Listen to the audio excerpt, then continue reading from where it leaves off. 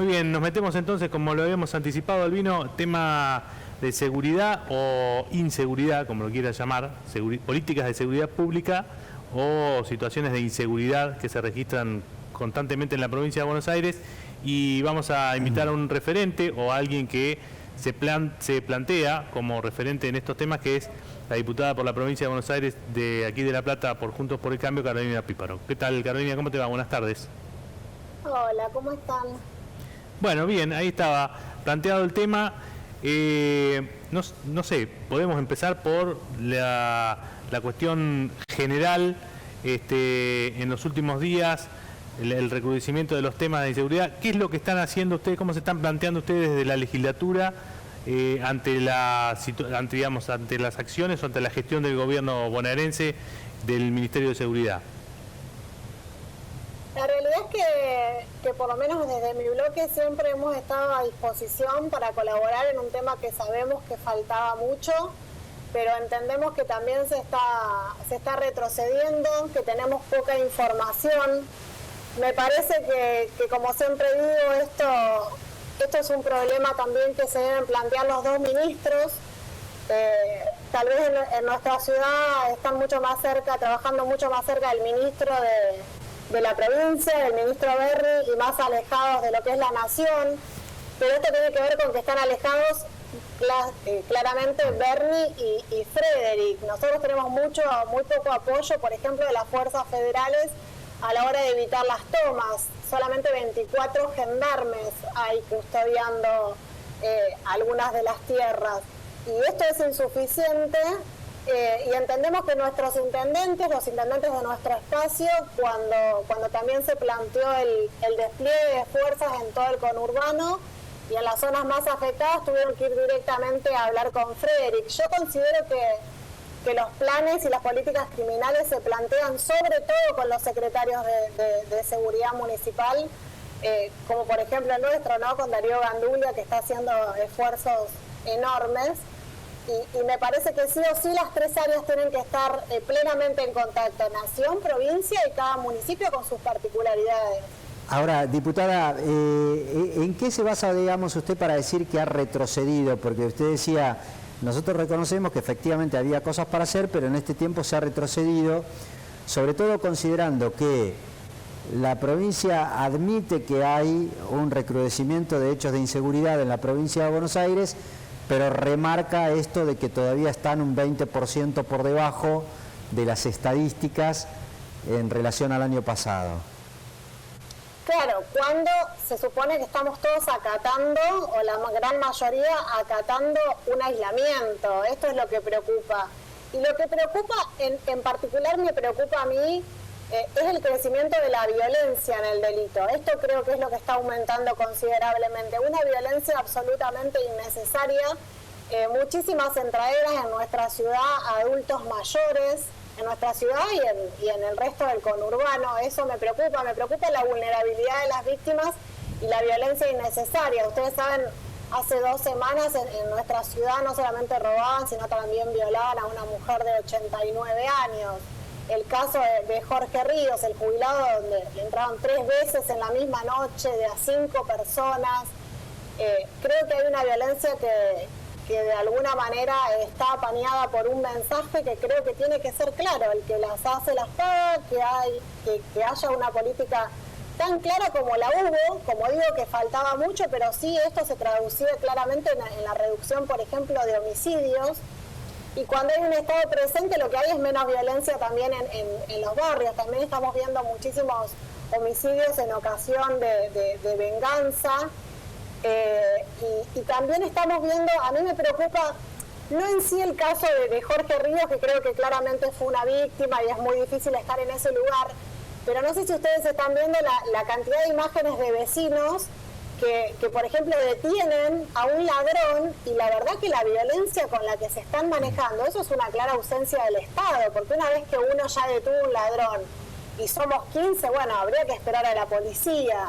Lo veíamos incluso en una de las últimas marchas, alguien había robado un celular, y la verdad que de la manera en que se le pegó, a esa persona, o sea, son actos que no corresponden y que para mí muestran la impotencia que siente una sociedad ante la ausencia en este tema en particular. Ahora, no ocurre, digamos, que con el discurso de que está bien o se justifique. Yo entiendo que naturalmente el caso del jubilado Ríos, al que usted refería recién, claramente fue una víctima originalmente, pero no entiende que justificar actitudes como esas genera mayor nivel de violencia. En las últimas horas conocimos un caso de un jubilado que se supone que también quería defenderse de un hecho de inseguridad, era un retirado de la Policía Federal y salió a los tiros y terminó matando a una víctima inocente que circunstancialmente pasaba por ese lugar.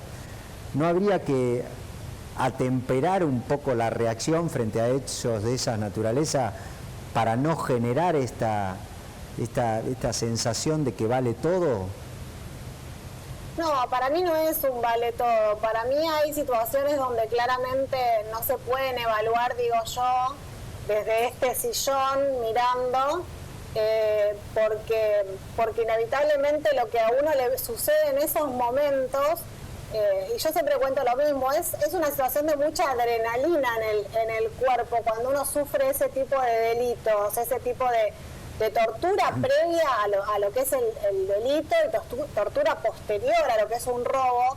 Yo siempre cuento que yo pensé que no podía respirar porque estaba nerviosa, yo ni siquiera sentí dolor, entonces digo, ¿cuánto le podemos pedir a una persona que está sufriendo en el medio de un robo, que le han entrado 3 veces, cuánto le podemos pedir que utilice la razón? No sé si es posible, sinceramente, porque si yo no fui capaz de sentir dolor a pesar de los golpes, a pesar de un disparo, y de poder pensar que estaba nerviosa, me parece que es muy difícil pensar. Sí me parece, como digo, y repito, lo que me preocupa es que si hay 15 personas que han atrapado a un delincuente, ya no cabe más que esperar a la policía. Me parece que ese tipo de situaciones son las que realmente tenemos que repudiar, porque no es lo que quiere nadie. Tampoco en el caso de Jorge Ríos, nadie quiere que termine alguien muerto. Claro, el tema es que la víctima no puede pensar, pero sí los que analizan esa situación y los que estamos del otro lado pensándolo, mirándolo más fríamente, y ahí creo que apuntaba Albino a que tenía que hacer un mensaje bien claro para dejar establecido de que eso no puede ser, porque yo creo que el mensaje claro lo dan ellos mismos. Vos fíjate, yo tuve la oportunidad de reunirme con Villar Cataldo y también con Jorge Ríos, y en lo personal y en lo privado dicen exactamente lo mismo que los hemos escuchado decir en televisión. Yo me arruiné la vida, eso es lo que dicen ellos. Entonces yo creo que el mensaje para la sociedad sí es claro, ¿no? No creo que nadie quiera que los hechos terminen de esta manera, ni siquiera ellos mismos que los vivieron realmente. Entonces siempre el mensaje es el mismo, se terminan arruinando la vida, pasando por un proceso judicial, se la arruinan en serio, porque en serio genera mucha culpa haber cargado con la vida de alguien. Diputada, ¿qué relación tienen ustedes como legisladores con el Ministerio de Seguridad de la Provincia de Buenos Aires? Yo le reconozco a usted puntualmente porque ha sufrido, yo creo, y esta naturalmente es una interpretación personal, lo peor que le puede pasar a una persona, en el caso suyo, que tiene que ver con el hijo, pero por eso digo, le reconozco mucha entidad para hablar de este tema, porque lo analiza incluso desde ese lugar. Es obvio que uno no se puede desprender de su pasado y de su situación personal, pero también ahora en el rol institucional que usted ocupa como diputada, ¿hay alguna relación con el Ministerio de Seguridad? ¿El Ministro de Seguridad habla con ustedes, le presenta algún plan, discute con ustedes algo de qué hacer, sobre todo en algunas cuestiones que tengan que ver con reformular alguna legislación? Mira, yo creo que en lo personal yo puedo, te respondo la primera parte, creo que sí puedo analizar diversas situaciones, porque obviamente lo que le pasó a Jorge Ríos, que es el caso que estaba hablando, no tiene absolutamente nada que ver conmigo, y también puedo analizar cuando un caso tiene una violencia que repudio fervientemente. Ahora, desde la legislatura es muy difícil colaborar con quien como en todos los casos, como en todos los órdenes de la vida, es muy difícil ayudar a quien no quiere ser ayudado. Realmente yo en lo personal estoy a disposición, sobre todo del Ministro de Justicia, porque bueno, hay un tema que me interesa muchísimo, que es trabajar en las cárceles, Él se presentaba una sola vez a una reunión de comisión en la cual se nos permitieron 3 preguntas. Esto se estaba transmitiendo por YouTube y cuando empezaron las preguntas se cortó la transmisión.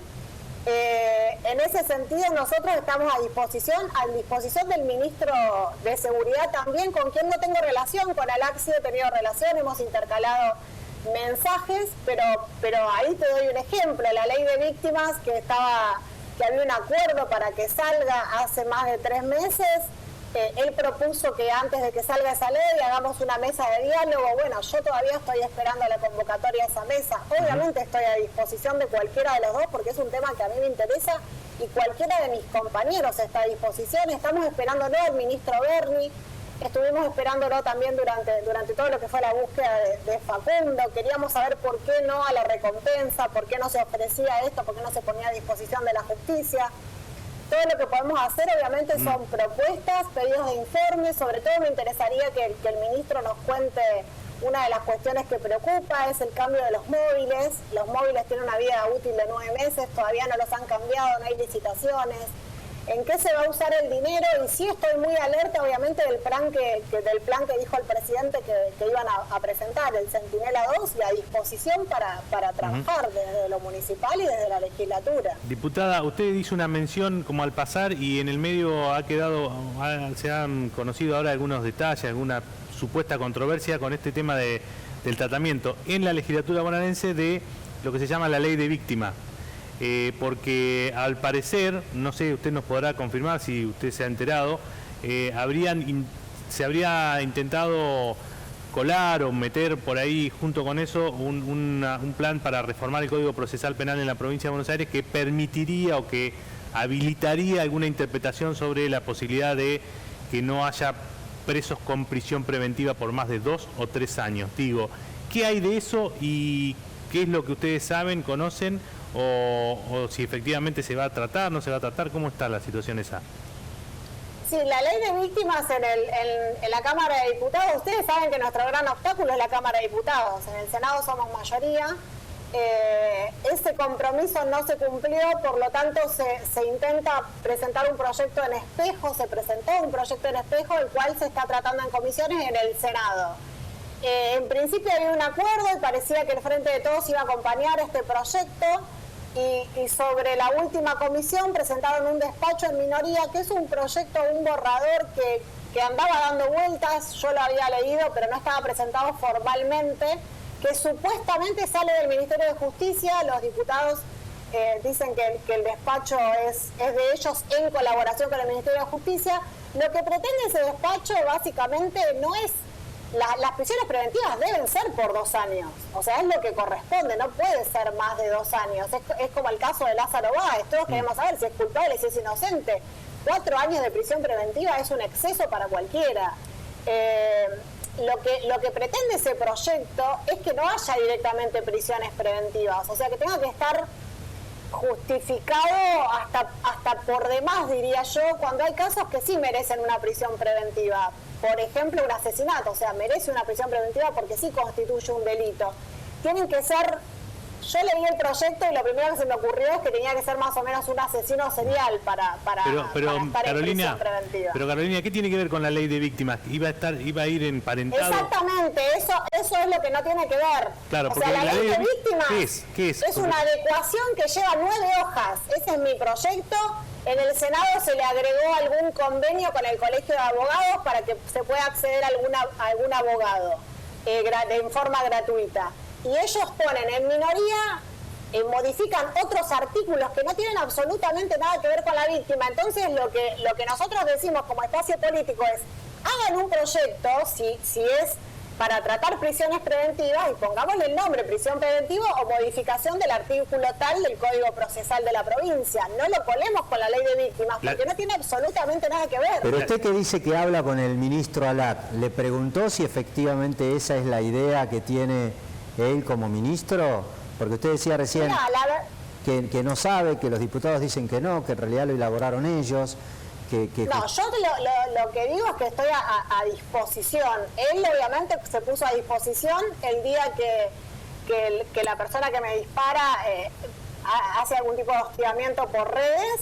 y desde ahí quedamos en contacto. Yo le envié mi proyecto, el proyecto presentado acá en la Cámara de Diputados. Me dijo, lo voy a leer y te voy a presentar otra idea, y desde ahí yo quedé a la espera. Yo digo que estoy a disposición, no es que todos los días levanto el teléfono y hablo.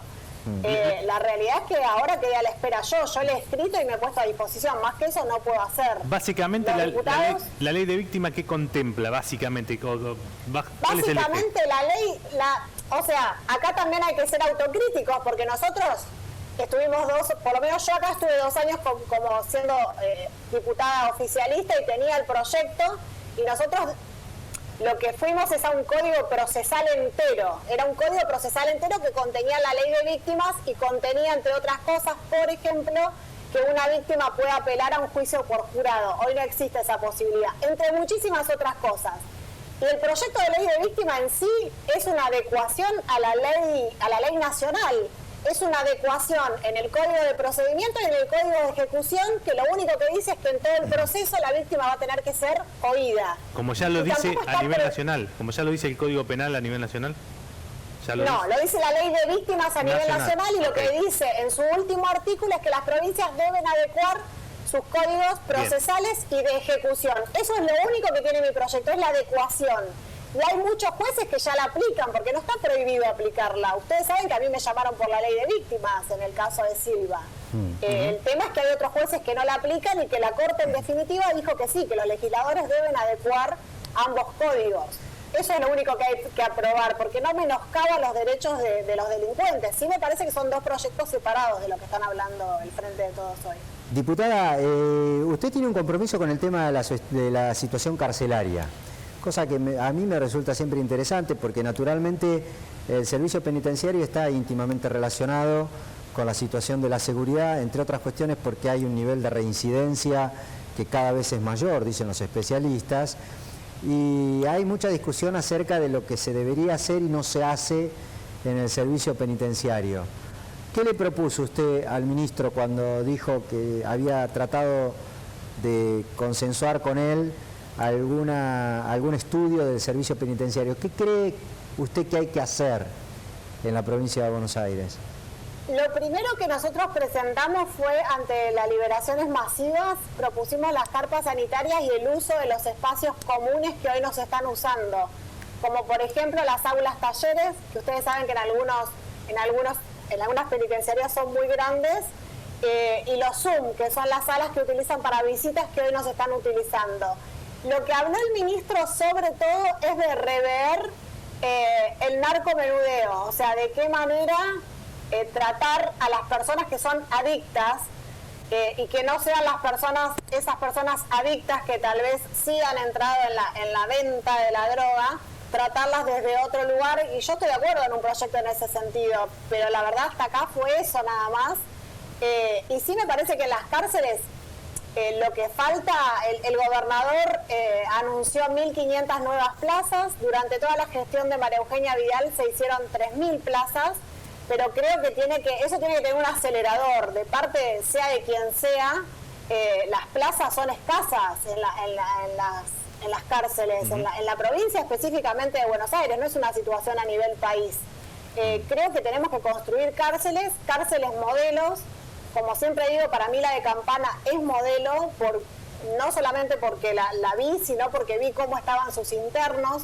Creo que cumplir con una rutina, que tener un tipo específico de educación, que hacer deporte, que tener que trabajar en el sentido de mantener sus propios pabellones, de tener que plantar y cosechar verduras, frutas, cocinar. Me parece que todo eso tiene que ver con de qué manera se va a reinsertar la persona que ha delinquido, y me parece que esa para mí es una cárcel modelo, y ahí deberíamos ir. ¿Y alguna reforma, digamos, procesal en la provincia de Buenos Aires? Porque usted decía recién, yo coincido con la idea de que ninguna persona tenga que estar más de 2 años detenida con prisión preventiva.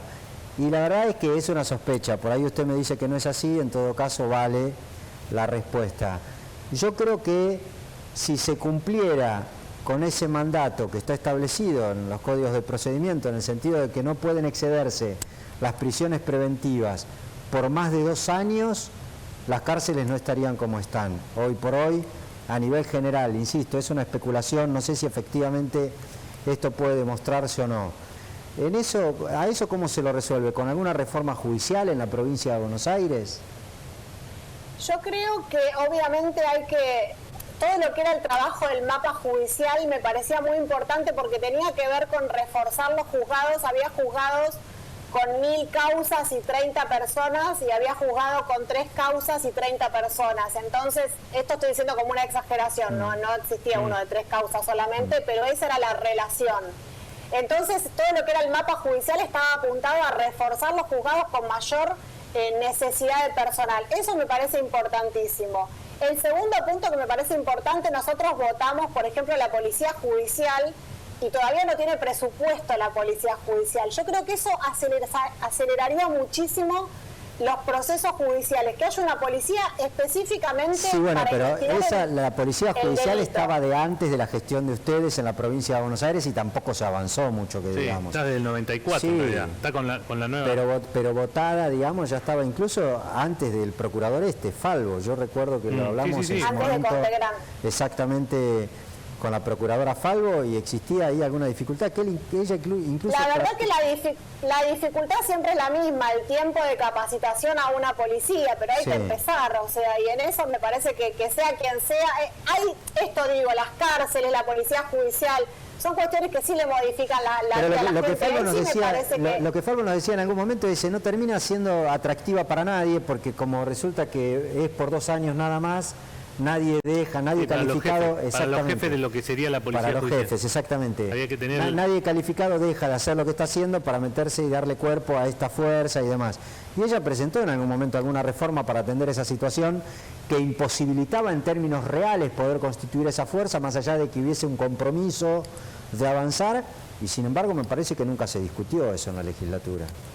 Quiero decir... y el procurador Contegrán lo viene exigiendo firmemente, porque sí creo que es una cuestión que cambiaría radicalmente la manera de investigar de los fiscales, porque como siempre digo, no es el robo de un celular. O sea, atrás del robo de un celular hay una banda, hay personas con antecedentes, y generalmente creo que a lo que tendríamos que apuntar en cuestión de política criminal sería a quienes manejan esas bandas, a quienes reclutan, porque...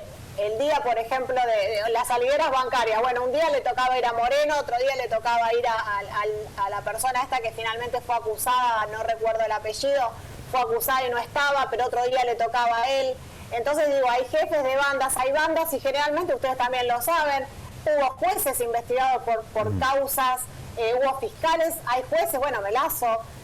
Entonces digo, en este sentido siempre atrás hay connivencia del Estado, de la política, hay muchos jueces y fiscales, por lo menos desde el campo de la sospecha política, que usted lo debe haber escuchado en denuncias públicas, que efectivamente jueces y fiscales contra los que fueron y jueces y fiscales contra los que no fueron, y la interpretación es que hubo ahí cierto nivel de discreción de tipo político, partidaria, en términos de la pertenencia, para avanzar en un caso sí otro. Quiero decir, la figura del actual procurador está cuestionada también desde ese lugar. Yo creo que el actual procurador está haciendo un trabajo, por lo menos desde lo que yo conozco, único.